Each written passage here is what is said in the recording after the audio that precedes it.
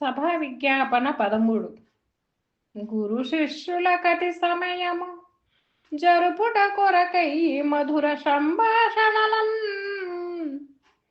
జరిపించినట్లు ఈ కృతి మర్యాదలు వినుడి విహిత మార్గంబులాను దృంచిరి ఇతర మార్గంబులాను ధరణి లోపల వీరు మరల జన్మించాని ధరణి లోపల వీరు మరల జన్మించాని తరుగు విరుగు లేని తత్వ విచారణ మురియుచును ప్రజ్ఞానమనులే నెరుక మర్మం బిట్టిదని గుర్తెరుగు ఎరుకను మానుటానకు పరమరహస్యములైన విహిత మార్గంబులాను దృంచిరి ఇతర మార్గంబులాను. ఇది శ్రీ నిజానంద పోలోజి వీరయాచార్య విరచిత్ ద్వయాత్మదోషరహిత పరమతత్వే సభా విజ్ఞాపనన్నామ ప్రథమోధ్యాయః. జై నిజ గురుభ్యో నమః. శ్రీ పొన్నాల రాజయోగీంద్ర ప్రభుస్వాముల వారి ప్రియశిష్యులైనటువంటి శ్రీ నిజానంద పోలోజు వీరయాచార్యుల వారి విరచితంపైన శుద్ధ నిర్గుణ పరతత్వ బోధామృత కందార్థ దరువులలో సభా విజ్ఞాపన ఎందు చివరి కందార్థం అనగా 13వ మిత్ర కందార్థం. అయలారా, గురు శిష్యుల కతి సమయము జరుపుట కొరకై మధుర సంభాషణులన్ జరిపించినట్లు ఈ కృతి మర్యాదలు వినుడి విహిత మార్గంబులాను దృంచిరి ఇతర మార్గంబులాను. ఇది నేను ఎందుకు రచించానంటే దీనిని గురు శిష్య సంవాదముగా రచించబోతూ ఉన్నానయ్యా. పెద్దలంటారు కృష్ణ ప్రభువులు మోదమున ప్రొద్దుపోకకు అని. సమయం జరిగేందుకు రచించాను అంటున్నారు మహనీయులు. గురు శిష్యుల మధ్య సమయం జరిగేందుకు అంటే కాలాతీతమైనటువంటి ఉనికిని నేను పొందేందుకై గురు శిష్యుల నడుమ ఆ విధముగా సంవాదం కల్పించారు మన పూర్వాచార్యులైనటువంటి పెద్దలు. అయితే ఈ సంవాదం విన్నంత మాత్రాన పూర్ణబోధ స్థితి కుదరదు. దీనికి కావలసినది గురు దరి చేరటం, గురు సన్నిధి కావాలి. గురు సన్నిధిలో తెలియాలి. ఇది మిగిలినటువంటి మహనీయులు రచన కావించినటువంటివన్నీ కూడా నేను తెలియచేసేది కూడా బోధ దృఢీకరణ కోసం అవసరమైనటువంటి లక్షణమే కానీ దీనిలో పూర్ణబోధ అనేది రచించేందుకు సాధ్యం కాదయ్యా. లేనెరుకనై అంటూ ఉన్నాను, లేనెరుకై మహనీయులైనటువంటి పోలోజు వీరయాచార్యులు రచించారు, అంతవరకే. గురు శిష్యుల కతి సమయము జరుపుట కొరకై మధుర సంభాషణులన్ వారిరువురు మాట్లాడినట్టుగా కల్పించానయ్యా, అంతే.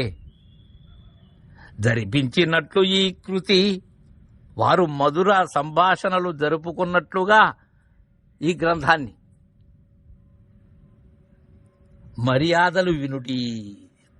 ఎందుకంటే దీన్ని అలా రచించాను కాబట్టి మర్యాదస్సులైనటువంటి మీరు వినండి, సజ్జనులు మీరు. విహిత మార్గంబులాను అంటున్నారు. విహిత మార్గములు అంటే మనకు విధింపబడినటువంటి చేయబడినటువంటి శాస్త్రోక్తముగా చెప్పబడినటువంటి మార్గములు అనుసరిస్తూ ఉన్నాం. మన పూర్వీకులు ఏవైతే ఆచరిస్తూ అనుసరిస్తూ వచ్చారో వాటినే మనము కొనసాగిస్తూ ఉన్నాం. వాటిని విహిత కర్మలు అంటారు. త్రుంచిరి ఏం చేశారు మద్గురుదేవులైనటువంటి పొన్నాల రాజయోగీంద్రులు? విహిత కర్మములు అనేటివి అవి నాతో కూడినటువంటివి, నేను విధించుకున్నటువంటి నియమములే కానీ మరేమీ కాదు అని వాటిని తెగటార్చారు.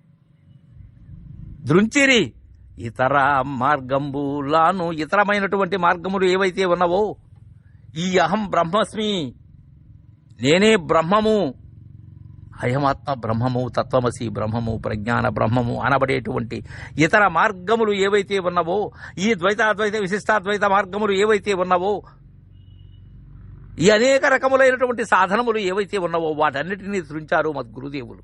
ఉన్న యథార్థమైనటువంటి బోధ అన్నిటికీ మూలమైనటువంటిది నేనని, నేను లేనిదే ఉన్న పరిపూర్ణమని ఎరిగింపజేసినటువంటి మహనీయుల యొక్క పదముల దరి చేరి నేను తెలుసుకున్నటువంటి బోధయ్య ఇది. అలా ఈ కృషి చేశాను. ధరణి లోపల వీరు మరలా జన్మించాని, తరుగు విరుగు లేని తత్వ విచారణ. ధరణిలో మరలా పుట్టబోరు. ఒకసారి పుట్టామనే భ్రాంతి, మరణిస్తామనే భయము ఉన్నది. ఇక ఈ చావు పుట్టుకులు లేవు. సంకల్ప వికల్పాలు ఎక్కడున్నాయి? ప్రశాంతమైనటువంటి బోధ, ప్రశాంతమైనటువంటి సిద్ధాంతం, నన్నునే మరచిన సిద్ధాంతం శివరామ దీక్షిత సిద్ధాంతం.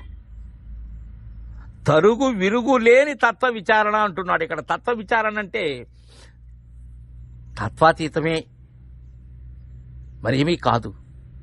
తత్వాన్ని విచారించి తత్వము దేనిలో లేదో అనే తత్వము ఎరిగినప్పుడు అది తత్వాతీతమై ఉంటుంది. దానిని నన్ను నేను ఎరగాలి, అది తత్వం, అది నేను అన్నదే తత్వం. అయితే ఈ తత్వ విచారణకు చివరి మజిలీ ఏది? తత్వాతీతం. అక్కడికి వెళ్ళిన తర్వాత తత్వము లేదు, తత్వాతీతము లేదు, ఏమీ లేదు అక్కడ. మొరయుచును ప్రజ్ఞానమును లేనెరుక మర్మం బిట్టిదని గుర్తెరుగు ఎరుకను మానుటానకు పరమరాస్యములైన విహిత మార్గంబులాను. ఏంటంటే ప్రజ్ఞానమైనటువంటి లేనెరుక. ప్రజ్ఞానం అంటే ఏమో కాదయ్యా, గురుతే ప్రజ్ఞానం. ఆనవాళ్ళు మొరయుచు ప్రజ్ఞానమను లేనెరుక మర్మం బిట్టిదని. నేను దీంట్లో తెలియజేయబోయేది అదేనయ్యా. ఆ లేనెరుక మర్మం ఎలాంటిదో దానిని మీకు అందజేయదలచాను. ఆ గుర్తును,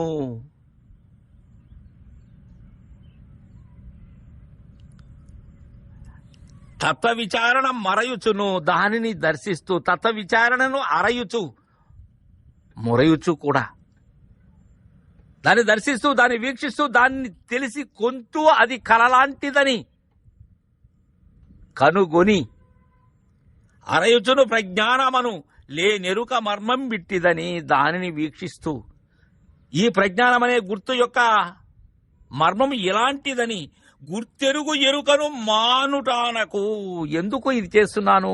గుర్తెరిగేటువంటి మూలం లేని గుర్తెరిగేటువంటి శరీరము ఏమీ లేదనేటువంటి దృఢ విచారణ కొరకు చేస్తున్నానయ్యా. గుర్తెరిగే ఎరుకను మానేందుకై, అది లేనిదని దృఢమయ్యేందుకై. ఎప్పుడు లేనిదవుతుంది? ఉన్న యథార్థంలో ఉండ చూసినప్పుడు లేనిదవుతుంది గురుదయతో. పరమరహస్యములైన విహత, పరమరహస్యములైనటువంటి బోధన ఇది, గోప్యమిది, 43 అక్షరముల గోప్యమిది. ఎందుకని?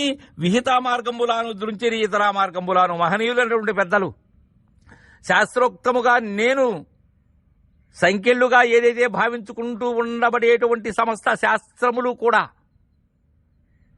శాస్త్రోక్తంగా చెప్పబడినటువంటి విహిత కర్మలన్నింటినీ కూడా త్రుంచివేశారయ్యా. ఇతర మార్గములన్నిటినీ కూడా మహనీయులైనటువంటి వారు. అందుకోసం గురు శిష్యుల నడుమ ఈ మధుర సంభాషణల రీతిగా ఈ కృతిని రచించాను. వినండి అయ్యలారా అని సభా విజ్ఞాపన గావించారు 13 మిత్ర కందార్థముల ద్వారా. ఇతి శ్రీ నిజానంద పోలోజు వీరయాచార్య విరచిత ద్వయాత్మదోషరహిత పరమతత్వే సభా విజ్ఞాపనన్నామా ప్రథమోధ్యాయ. జై గురుదేవా.